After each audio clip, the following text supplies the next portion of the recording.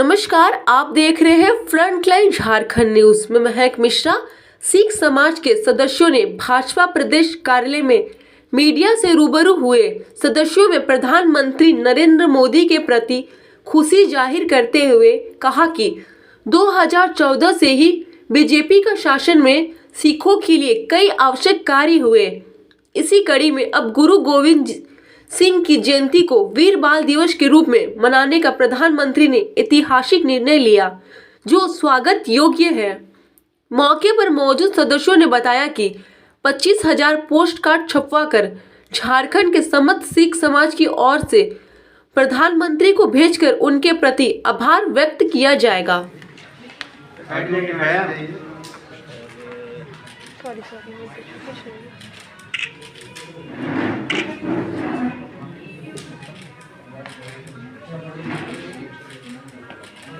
Press वार्ता में उपस्थित मेरे प्रिंट मीडिया, इलेक्ट्रॉनिक मीडिया, विभिन्न मीडिया हाउसेज से आए मेरे भाई बहन एवं मेरे साथीगण, आप सबों को मकर संक्रांति, टिशु पर्व एवं लोहड़ी की अनेकों बधाई एवं शुभकामनाएं। और ईश्वर से हमेशा यही अरदास है, जिस तरह आप समाज को एक नई दिशा दिखाते हैं, उसी तरह लोहड़ी के पावन अवसर पर मैं वाहिगुरु से यही अरदास करूंगा कि आने वाले समय में भी आप समाज को एक नई दिशा दिखाने का काम करें। जैसा कि हम देख रहे हैं पीछे बैकड्रॉप में, जो हमारे देश के यशस्वी प्रधानमंत्री आदरणीय श्री नरेंद्र मोदी जी ने 26 दिसंबर को वीर बाल दिवस के रूप में मनाने की घोषणा की है। इसी उपलक्ष्य में हमारे बीच गुरुद्वारा गुरु नानक सत्संग सभा के पूर्व में प्रधान बड़े भाई आदरणीय श्री हरविंदर सिंह बेदी जी, हमारे बीच भारतीय जनता युवा मोर्चा जिला प्रभारी बड़े भाई अरविंदर सिंह खुराना बॉबी जी, हमारे बीच झारखंड सिख समाज के कद्दावर नेता, विभिन्न सामाजिक संगठनों में कार्य कर रहे ऐसे मेरे बड़े भाई बलबीर सिंह सलूजा भी उपस्थित हैं। सभी को, अब प्रेस के भाइयों को हार्दिक हार्दिक स्वागत एवं अभिनंदन। अब मैं हरविंदर सिंह बेदी जी से आग्रह करूंगा कि आगे के विषय को रखें। सभी को नमस्कार। आज के इस कार्यक्रम में प्रिंट और इलेक्ट्रॉनिक मीडिया से आए सभी मित्र एवं बंधुओं का बहुत बहुत आभार प्रकट करता हूं।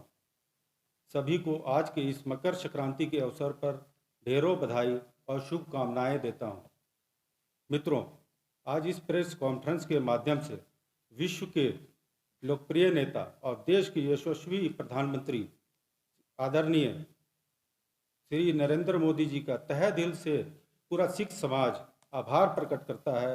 जिस तरह 2014 से अब तक उनके कार्यकाल में प्रधानमंत्री जी ने सिख समुदाय के लिए अनेकों कार्य किए हैं, अनेकों फैसले लिए हैं, उसके लिए झारखंड के सभी सिख उनको धन्यवाद, साधुवाद प्रकट करते हैं। जिस तरह हमने देखा है पिछले 7 सालों में किस तरह प्रधानमंत्री जी ने ऐतिहासिक फैसले लिए हैं, जैसे कि अभी अभी सभी को मालूम है 26 दिसंबर को वीर बाल दिवस के रूप में मनाने की घोषणा, ये जो कि गुरु गोविंद सिंह जी महाराज के 4 साहिबजादों की शहादत को समर्पित है। ये बहुत ऐतिहासिक निर्णय है। और जो भारत सरकार ने गजट जारी किया है वो भी मैं आप लोगों को दिखाना चाहूँगा और इसको पढ़ के सुनाना चाहूँगा। इसके लिए हम लोग प्रधानमंत्री जी के, पूरी सरकार के बहुत आभारी हैं। जहां भारत के लोग आज़ादी का अमृत महोत्सव मनाते हुए 10वें सिख गुरु गोविंद सिंह जी के चारों पुत्रों साहिबजादा जोरावर सिंह, साहिबजादा फतेह सिंह के क्रमशः 9 और 6 साल की छोटी उम्र में सिख पंथ की गरिमा सम्मान की रक्षा हेतु 26 दिसंबर 1705 को दिए गए उनके सर्वोच्च और अप्रीतम बलिदान के लिए सलाम करते हैं। और जहां भारत सरकार ने साहिबजादा जोरावर सिंह और साहिबजादा फतेह सिंह द्वारा दिए गए सर्वोच्च बलिदान के सम्मान में 26 दिसंबर को वीर बाल दिवस के रूप में मनाने का निर्णय किया है। अतः भारत सरकार साहिबजादा जोरावर सिंह, साहिबजादा फतेह सिंह द्वारा न्याय के मार्ग पर महान वीरता, सर्वोच्च बलिदान के लिए कृतज्ञ राष्ट्र की श्रद्धांजलि के रूप में 26 दिसंबर को वीर बाल दिवस के रूप में घोषित करती है। इसके लिए हम लोग प्रधानमंत्री जी और पूरे भारत सरकार के बहुत बहुत आभार प्रकट करते हैं। और इसके लिए हम लोगों ने भारतीय जनता पार्टी की तरफ से मुझे काफ़ी हम लोग इसमें कार्यक्रम करने जा रहे हैं। झारखंड की समूह सिख संगत की ओर से हम लोग 25,000 पोस्ट कार्ड छपवा के और सारे सिख संगत की तरफ से प्रधानमंत्री जी को धन्यवाद भेजने का कार्य करने जा रहे हैं। ये आप लोग को बता रहा हूँ। और आगे के लिए अश्मीत जी आपको, और भारत सरकार ने बहुत सारे 2014 से लेकर अभी तक अनेकों कार्य किए हैं सिख संगत के लिए, सिख समाज के लिए, वो अश्मीत जी आपको अभी बताएं।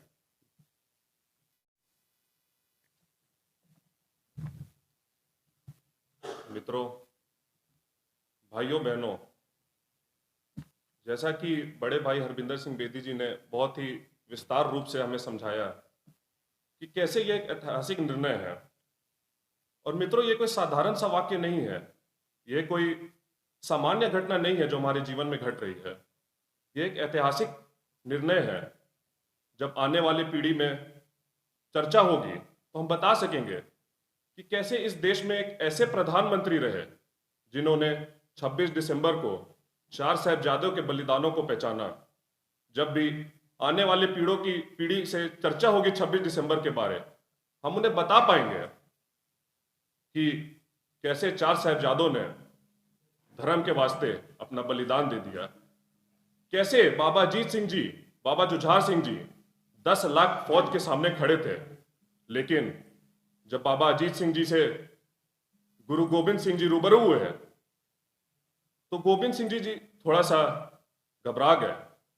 अजीत सिंह जी ने कहा, बाबा अजीत सिंह जी ने कहा, पिताश्री आपने मेरा नाम अजीत सिंह रखा है और कहते हैं नाम मेरा अजीत है, जित्या नहीं जाऊंगा, जित्या गया अगर जिਉਂदा नहीं आऊंगा। बाबा जोरावर सिंह जी 10 लाख फौज के सामने खड़े थे, लेकिन चेहरे पे एक शिकंज नहीं आई उनकी। बाबा जोरावर सिंह जी, बाबा फतेह सिंह जी वजीर खान के उस दरबार में जाते हैं और उम्र 7 साल और 9 साल के उस छोटे बालक, छोटे बाबा जी कहते हैं, विच जंगला जावांगे, सिक्खा जोड़ लावांगे, फिर टोनू फतेह करेंगे। उस वजीर खान के दरबार में खड़े होकर कहते हैं और उन्हें जिंदा दीवार में चिनवा दी जाने की आदेश दी जाती है। जब भी 26 दिसंबर की चर्चा होगी, आने वाली पीढ़ी माता गुजरी जी को याद करेंगी। माता गुजरी जी को कैसे उस ठंडे बुर्ज में रखा गया, ठंडे पहाड़ में कैद किया गया, वो भी दिसंबर के महीने में, जो सबसे विंटर सीजन का पीक महीना होता है। उस समय माता जी को उस ठंडे बुर्ज में कैद किया गया।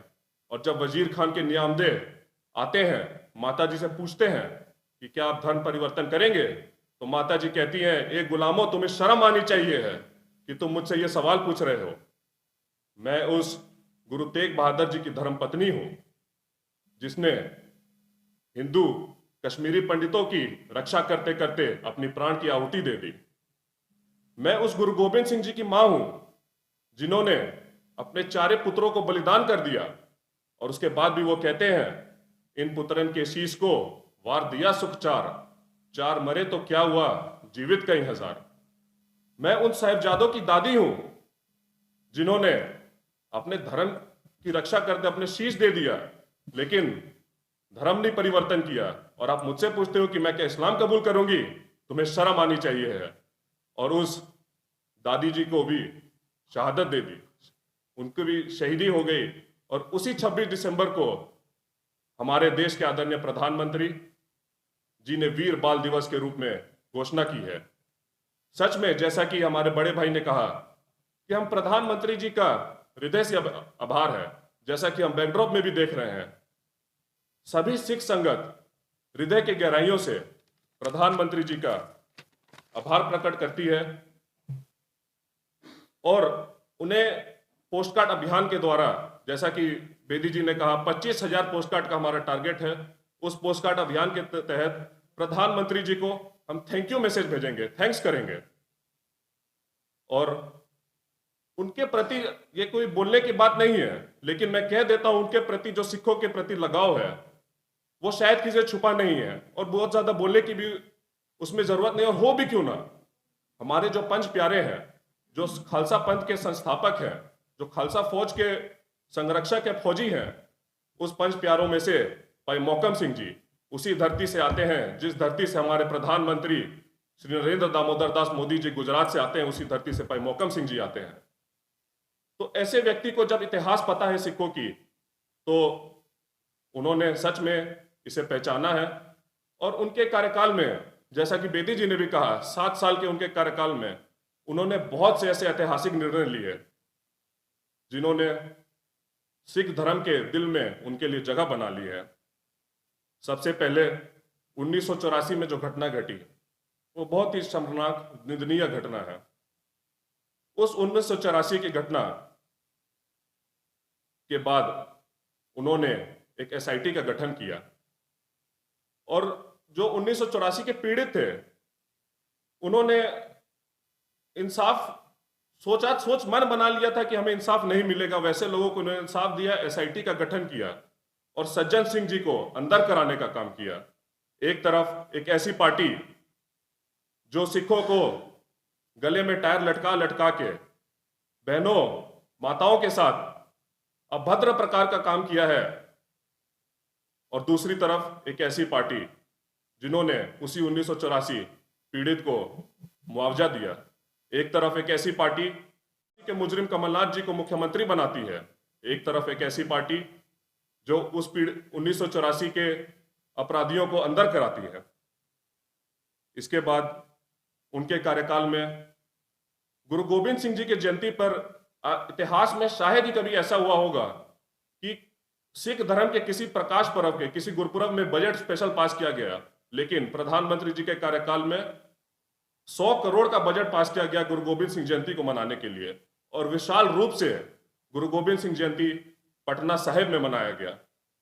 और सिर्फ भारत के नहीं, विश्व के लोगों ने वहां पटना साहिब आके गुरु साहब के दर्शन किए और एक मैसेज गया वर्ल्ड में। इसके लिए प्रधानमंत्री जी का हर कोई हृदय से आभार प्रकट करता है। तीसरा पॉइंट, जैसा कि हम सब जानते हैं कि जब इस देश का पार्टीशन हुआ, विभाजन हुआ, तो सबसे ज्यादा अफेक्टेड लोग हुए थे वो पंजाबी समाज के थे, सिख समाज के थे, क्योंकि पाकिस्तान भी एक समय में पंजाब का ही हिस्सा हुआ करता था।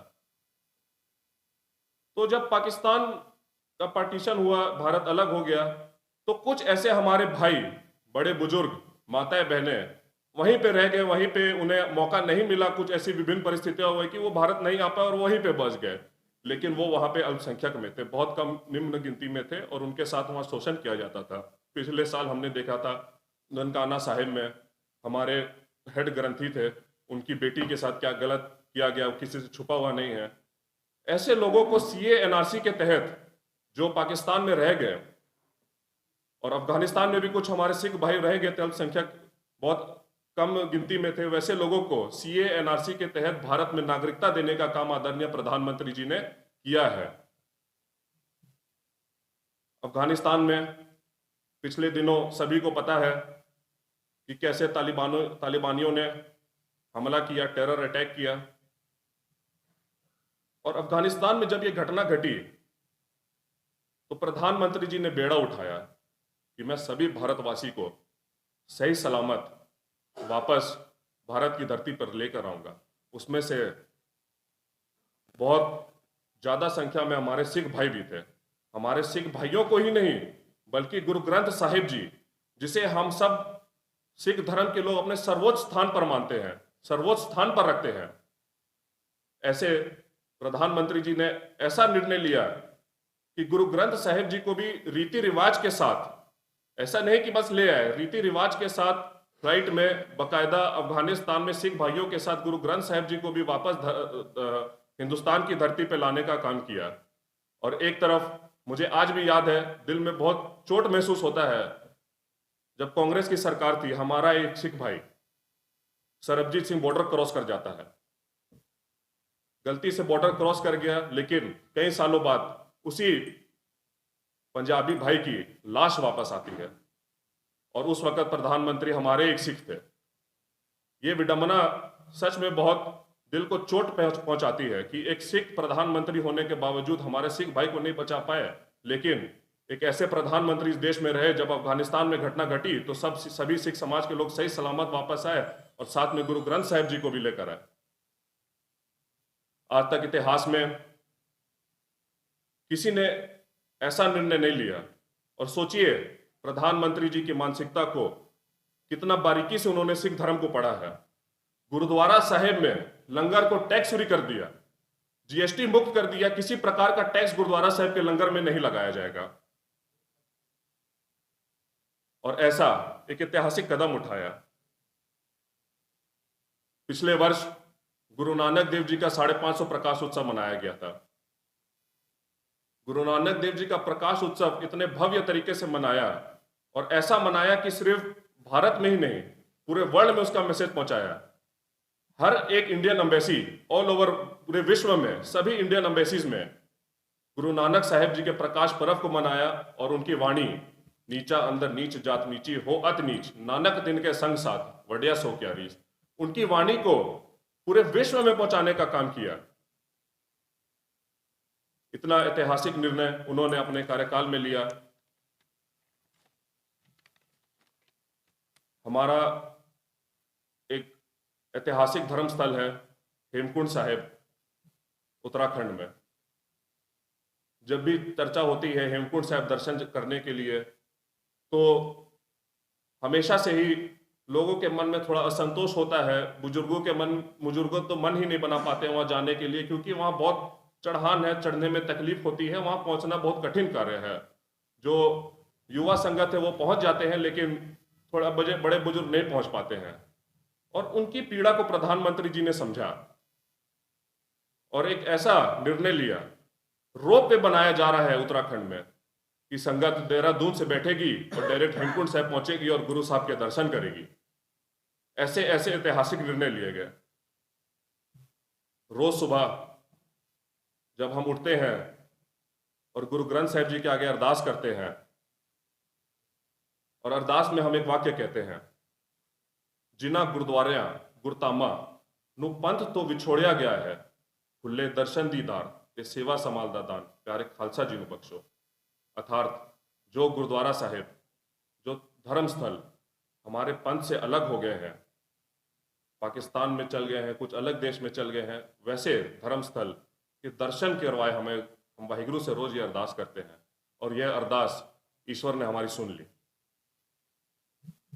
और यह अरदास किसके द्वारा पूरी की गई? प्रधानमंत्री नरेंद्र मोदी जी के द्वारा पूरी की गई। करतारपुर साहिब जो पाकिस्तान में है, हमने कभी जीवन में नहीं सोचा था, मैंने तो अपने जीवन में नहीं सोचा था 1984 के बाद जो घटना घटी है कि कभी हमें करतारपुर साहिब जाने का अवसर मिलेगा। वैसे लेकिन प्रधानमंत्री जी ने एक कॉरिडोर बनाया और यह दर्शन हमारे लिए आसान कर दिया। आज कोई भी सिख संगत वहां जाके करतारपुर साहिब कॉरिडोर के द्वारा करतारपुर के दर्शन कर सकता है, वहां गुरु नानक नाम लेवा कीर्तन सुन सकता है, वहां माथा टेक सकता है। इतना ही नहीं, गुरु नानक देव जी का प्रकाश उत्सव को, जो स्टेट का सबसे सर्वोच्च स्थान होता है राजभवन, गवर्नर हाउस, उस गवर्नर हाउस में गुरु नानक देव जी के प्रकाश उत्सव को मनाया गया। वहां गुरु ग्रंथ साहिब जी की स्थापना की गई, वहां कीर्तन किया गया, पाठ रखाया गया, और हर एक स्टेट में ऑल ओवर इंडिया इस कार्य को किया गया। मित्रों, शायद उंगलियां कम पड़ जाएगी, समय खत्म हो जाएगा, लेकिन हम ये गिनती खत्म नहीं कर पाएंगे जो जो कार्य उनके कार्यकाल में किया गया है। हम सभी सिख भाई सदा ही प्रधानमंत्री जी के आभारी रहेंगे। और इसी आभार को प्रकट करने के लिए एक हमने छोटा सा मुहिम चलाया है। आने वाले समय में झारखंड के सिख नेता, झारखंड के सिख संगत, हम सभी मिलकर प्रधानमंत्री जी को 25,000 पोस्ट कार्ड देने का हमने संकल्प लिया, हमने टारगेट तय किया है। और इसी पोस्ट कार्ड के जरिए हम प्रधानमंत्री जी को थैंक्स लेटर एक भेजेंगे। और इसी के साथ साथ हमारे बीच बलबीर सिंह सलूजा भी हैं। मैं उनसे आग्रह करूंगा कि आगे के कार्यक्रमों को आपके समक्ष रखें कि